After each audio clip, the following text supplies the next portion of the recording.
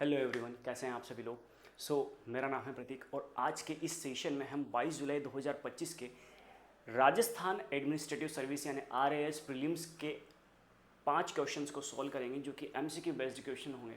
और ये जो है इनका जो सोर्स है वो मैंने न्यूज़पेपर से लिया है, यानी डेली के न्यूज़पेपर्स के मैं आपको 5 क्वेश्चंस बना के दूंगा। तो आइए स्टार्ट करते हैं। 22 जुलाई 2025 के हिसाब से RAS प्रीलिम्स के इकोनॉमिक्स का क्वेश्चन। सबसे पहला क्वेश्चन जो है जो हमें पता करना है, the newly approved Rajasthan township policy. Rajasthan township policy की यहाँ पर बात की जा रही है। सर, राजस्थान टाउनशिप पॉलिसी की बात की जा रही है यहाँ पर, गौर कीजिएगा इस चीज़ पर। राजस्थान टाउनशिप पॉलिसी 2024 इसकी यहाँ पर बात की जा रही है। और इस पॉलिसी की जब बात की जा रही है तो इस पॉलिसी में ये बात बताया जा रहा है कि राजस्थान की जो टाउनशिप पॉलिसी है उसमें रेसिडेंशियल लैंड जो है, जो रेसिडेंशियल लैंड है, आप समझिएगा, जो रेसिडेंशियल लैंड एरिया है उसमें पार्क और प्लेग्राउंड्स का कितना परसेंटेज है। यानी राजस्थान की टाउनशिप पॉलिसी में जो रेसिडेंशियल एरिया को जितना लैंड अलोकेट किया गया है, जितनी ज़मीन अलोकेट की गई है, उस रेसिडेंशियल एरिया में पार्क और प्लेग्राउंड्स का कितना हिस्सा होगा, कितना परसेंटेज एरिया होगा। तो इसका जो आंसर है 7% है। ये आपको एज इट इज़ याद रखना है। इसका आंसर ओनली 2 होगा। फाइन, तो ये इसका आंसर होगा यहाँ पर। तो मैं आपको यहाँ पर ग्रीन बोर्ड कर देता हूँ, यहाँ पर ओनली 2 इसका आंसर है। फाइन, याद रहे। ये आपको न्यूज़पेपर में भी मिल जाएगा, या मैंने यहाँ पर न्यूज़पेपर का आर्टिकल भी लगाया है ताकि अगर आपको सोर्स जानना हो तो आप सोर्स भी जान सकते हैं। Rajasthan township policy aims to affordable housing program, green development program. ठीक है, ये एक टोटल आर्टिकल है, आप इसको पढ़ सकते हैं। लगभग 7% हिस्सा जो है पार्क्स और प्लेग्राउंड्स को दिया गया है ताकि सपोर्ट किया जा सके अर्बन डेवलपमेंट को। ठीक है, as per the same policy के अगर बेसिस की हम बात करें तो आप देखिए, सेम पॉलिसी यानी वही टाउनशिप पॉलिसी की बात की गई यहाँ पर। किसकी? टाउनशिप पॉलिसी की बात की। याद रखना, टाउनशिप पॉलिसी वैसे लॉन्च हुई थी 2024 में, 2024 में टाउनशिप पॉलिसी को लॉन्च किया गया था। टाउनशिप पॉलिसी के हिसाब से अगर हम बात करें, the industrial project in townships are required to reserve what percentage of their land for workers housing. अगर टाउनशिप एरिया में अगर आप इंडस्ट्रियल लोगों के लिए भी एक रेसिडेंशियल प्रोग्राम बनाना चाह रहे हैं, जैसे आप कहते हैं ना कि रेलवे वालों का एक टाउनशिप अलग होता है, पुलिस वालों का एक टाउनशिप अलग होता है, वैसे इंडस्ट्रियल वालों का भी एक क्वार्टर वाला एरिया अलग होता है, उनका हाउसिंग एरिया अलग होता है। तो उस हाउसिंग एरिया के लिए कितना परसेंटेज एरिया अलोकेट किया गया है जो वर्कर्स के लिए होगा, वो जो सिर्फ इंडस्ट्रियल वर्कर्स के लिए होगा। इसका आंसर भी ओनली 2 रहेगा। इसका आंसर 5 है और यहाँ पर इसका आंसर जो रहेगा ओनली 2 इसका आंसर रहेगा। फाइन, याद रखिएगा 5% इंडस्ट्रियल वर्कर्स के लिए रखा गया है। ठीक है, सो 5% रखा है इंडस्ट्रियल वर्कर्स के लिए, 7% रखा है पार्क के लिए एंड प्लेग्राउंड्स के लिए। फाइन, बहुत बढ़िया। चलो देखो, यहाँ पे करेक्ट स्टेटमेंट ही हमें पता करना था तो हमने कर लिया। चलिए, ये आंसर इसका 2 है, 5% एरिया है। और ये सेम जो आर्टिकल है ये टाइम्स ऑफ इंडिया में से आपको मिल जाएगा। फाइन, यहाँ पर दे रखा है कि भैया जो वर्कर्स हैं जो इंडस्ट्रियल प्रोजेक्ट्स के लिए हैं उनको 5% एरिया उनके लिए रिजर्व किया गया है, उनके लिए ज़मीन के लिए, रहने के लिए। ठीक है, और ये अंत्योदय के विजन से भी ये पॉलिसी चल रही है। अंत्योदय यानी जो गरीब वर्ग के लोगों को या EWS वर्ग के लोगों के लिए, लोअर इनकम ग्रुप के लोगों के लिए जो ज़्यादा से ज़्यादा अच्छे से अच्छा अर्बन डेवलपमेंट प्रोजेक्ट लॉन्च किया जाए। क्वेश्चन नंबर 3 की बात करते हैं। क्वेश्चन नंबर 3 में अगर हम बात करें यहाँ पर, तो despite ample solar capacity, solar energy की बात की जा रही है यहाँ पर। किस चीज़ की बात की जा रही है? सोलर कैपेसिटी की बात की जा रही है यहाँ पर। Fine, what percentage of Rajasthan daily power, Rajasthan के डेली पावर का कितना percentage consumption comes from renewable energy.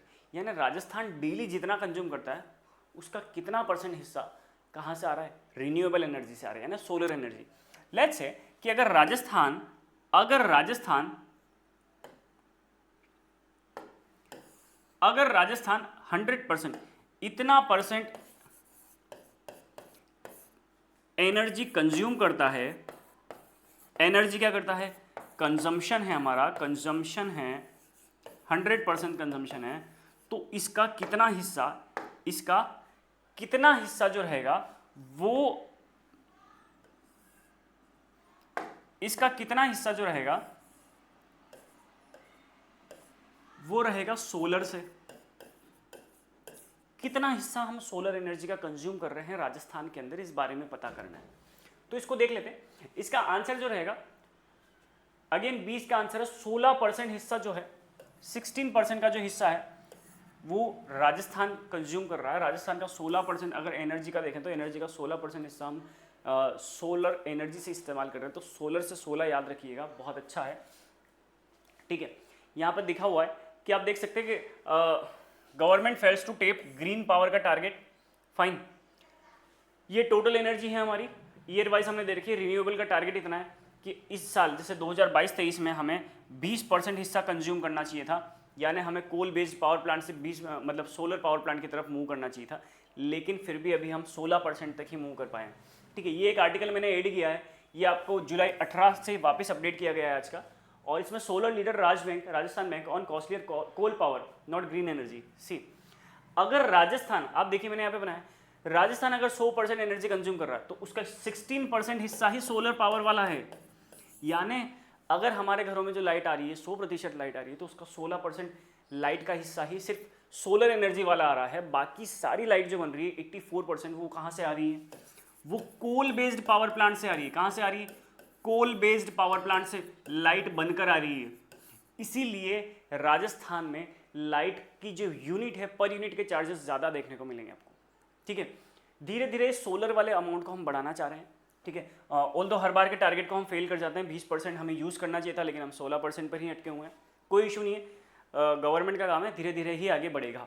देखिए यहाँ लिखा हुआ हमने लगभग 16% ही हमने अभी तक यूज़ किया है, और पर डे वाइज हम माने तो 3,200 लाख यूनिट एक दिन का हम यूज़ करते हैं। चलिए, इन द पास्ट, अब क्वेश्चन नंबर 4 की बात करें। In the past year how much decentralise solar capacity was installed in Rajasthan under the PM Kusum. PM Kusum की बात की जा रही है यहाँ पर।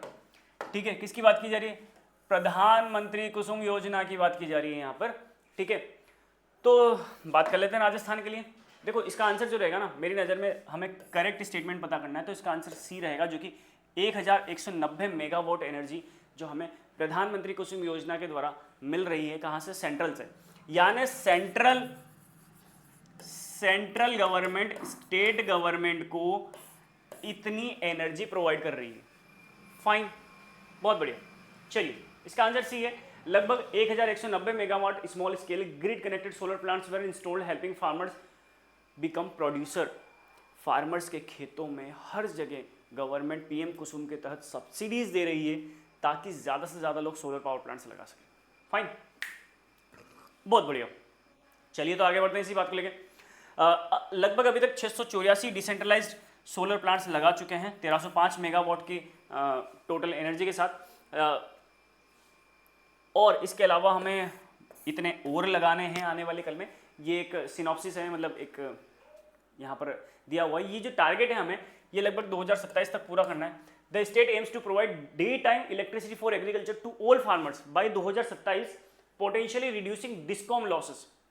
ठीक है, 2027 तक किसानों को दिन में जितनी भी एनर्जी मिलेगी, जितनी भी लाइट या इलेक्ट्रिसिटी मिलेगी, वो सारी पीएम कुसुम के तहत या फिर किस चीज़ के तहत आएगी?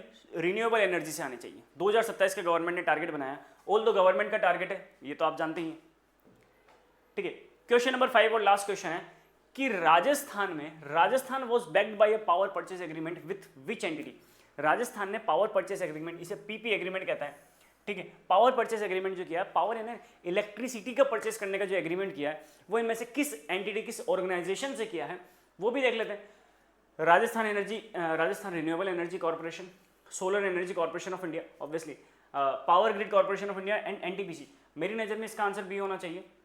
जी हाँ, यहाँ पर इसका आंसर बी है। सेक, SECI, SECI, solar energy corporation of India. ये याद रखिएगा, बहुत इंपॉर्टेंट ऑर्गेनाइजेशन है, इसके बारे में पढ़ना भी है। ठीक है, ओनली 2 इसका आंसर है, और करेक्ट स्टेटमेंट हमें यहाँ पर बता, इनकरेक्ट स्टेटमेंट हमें बताना है। बहुत बढ़िया, इनकरेक्ट स्टेटमेंट हमें बताना है, तो यहाँ पर इनकरेक्ट स्टेटमेंट में ये हो जाता है। ठीक है, ओनली 2 इसका आंसर बन जाता है। फाइन, नहीं यहाँ पर इनकरेक्ट नहीं रहेगा, करेक्ट ही रहेगा ये स्टेटमेंट। ठीक है, इसे करेक्ट रखेगा। The project is supported by 25 years PPA with SECI। ठीक है, SECI की फुल फॉर्म भी याद रखेगा, solar energy corporation of India. देखिए समझिए आप इस चीज को, ठीक है। यहाँ पर भी रिन्यूएबल एनर्जी की बात की जा रही है, ठीक है। यहाँ पर पावर ग्रिड की बात की जा रही है। अब पावर ग्रिड का मतलब जरूरी नहीं है कि सोलर ही हो, ये कोल बेस्ड भी हो सकता है पावर ग्रिड, फर्स्ट थिंग। तो कोल बेस्ड तो हम जाने ही नहीं चाह रहे। एनटीपीसी नेशनल थर्मल पावर, ये पानी से बन रहा है, इस पे भी हम सोलर की तरफ जाना चाह रहे हैं। तो सोलर के लिए बचते हैं ये दोनों, लेकिन राजस्थान गवर्नमेंट के पास सोलर एनर्जी के ज़्यादा पावर प्लांट्स है नहीं, इसलिए हम सेकी की मदद ले रहे हैं, यानी इंटरनेशनल मतलब नेशनल ऑर्गेनाइजेशन की मदद लेंगे, स्टेट ऑर्गेनाइजेशन की मदद यहाँ नहीं ले रहे। तो ये ऑफ इंडिया लगा हुआ है ना, मतलब ये सेंट्रल गवर्नमेंट की ऑर्गेनाइजेशन के तहत आता है, ठीक है। तो इसके हम यहाँ पर हेल्प लेंगे। आप एक बेसिक एलिमिनेशन मेथड से भी इन्हें कट ऑफ कर सकते हैं। एटलीस्ट 2 ऑप्शन तो आपको एलिमिनेशन मेथड से ही काटने होंगे और ये मैंडेटरी है। जैसे मैं आपको बता रहा हूँ एनटीपीसी यहाँ पर थर्मल पावर प्लांट है, सोलर नहीं है, ठीक है। ये भी कोल से चलता है, तो हम कोल बेस्ड की तरफ तो जाने ही नहीं चाह रहे, हम कोल से सोलर की तरफ मूव कर रहे हैं। समझिए आप बात को, हम कोल से सोलर की तरफ मूव करना चाह रहे हैं, ये हमारा मुद्दा है और यही हमारा गोल है। तो एनटीपीसी और पावर ग्रिड तो हो ही नहीं सकता, ये 2 ऑप्शन तो वैसे ही कट जाते हैं। अब इन दोनों में से एक आपको एजुकेटेड गेस लगाना है, तो आप याद कीजिएगा राजस्थान रिन्यूएबल एनर्जी कॉर्पोरेशन नाम की वैसे कोई ऑर्गेनाइजेशन है भी नहीं, ठीक है। तो बचता सेकी ही है, ठीक है। Solar energy corporation of India, fine. इसका एक आर्टिकल है जुलाई 2021 का, ठीक है। आनंद गुप्ता जी ने इस आर्टिकल को लिखा है, काफी अच्छा आर्टिकल है, आप पढ़िएगा। राजस्थान से renewable rise leading in capacity lagging in local use. हम कैपेसिटी तो बढ़ा रहे हैं लेकिन लोकली लेवल पर यूज नहीं कर रहे हैं इसको, मतलब हमारे पास प्रोडक्शन तो हो रहा है बट हम उसका इंप्लीमेंटेशन यूज नहीं कर पा रहे, फाइन। सॉरी। सो ये यहाँ पर लिखा हुआ है, Rajasthan now generate nearly 70% of its power capacity from renewable. Rajasthan कितना जनरेट कर रहा है? लगभग 70% उसकी पावर कैपेसिटी का कहाँ से जनरेट कर रहा है? रिन्यूएबल एनर्जी से। Lead by 29 gigawatt of solar and 5 gigawatt of wind. 29 gigawatt हम सोलर एनर्जी से बना रहे हैं और 5 गीगावाट हम कहाँ से बना रहे हैं? 5 गीगावाट हम बना रहे हैं विंड एनर्जी से। Despite this only 16% of its daily electricity, सिर्फ 16% हम हमारी डेली इलेक्ट्रिसिटी का ही यूज कर रहे हैं, बाकी कहाँ जा रही है? ठीक है, एज मच इज एक्सपोर्टेड, बाकी हम एक्सपोर्ट कर दे रहे हैं, अदर स्टेट्स को एक्सपोर्ट कर दे रहे हैं, ठीक है। Policy incentive support growth but rising land cost and reliance on coal based power challenges full local adoption. Land cost का ज़्यादा बढ़ना और कोल बेस्ड पावर प्लांट्स पर हमारा टिके रहना, ये हमारी सबसे बड़ी गलती है। लगभग अगर हम बात करें तो सोलर और विंड का दोनों दे रखा है, तो सोलर का आप याद रखिएगा अभी तक 29 गीगावाट सोलर से हमें मिल रहा है, विंड से 5 गीगावाट हमें एनर्जी मिल रही है, लेकिन हम इसका सिर्फ 16% एनर्जी को ही यूज कर पा रहे हैं और रिमेनिंग जो है उसे हम एक्सपोर्ट कर दे रहे हैं, रिमेनिंग गवर्नमेंट एक्सपोर्ट कर दे रही है, ठीक है। यहाँ तक क्लियर है? ये एक बेसिक है और इस पे क्वेश्चन आना ज़रूरी है। इकोनॉमिक्स के बेस्ड ही मैंने यहाँ पर क्वेश्चंस लिखे हैं क्योंकि हमारा टास्क इकोनॉमिक्स ही रहेगा। कोशिश करेंगे हम इसको करंट अफेयर से भी जोड़ें ज़्यादा से ज़्यादा। तो आज के लिए हम इतना ही रखते हैं, मिलते हैं नेक्स्ट सेशन में। Thank you.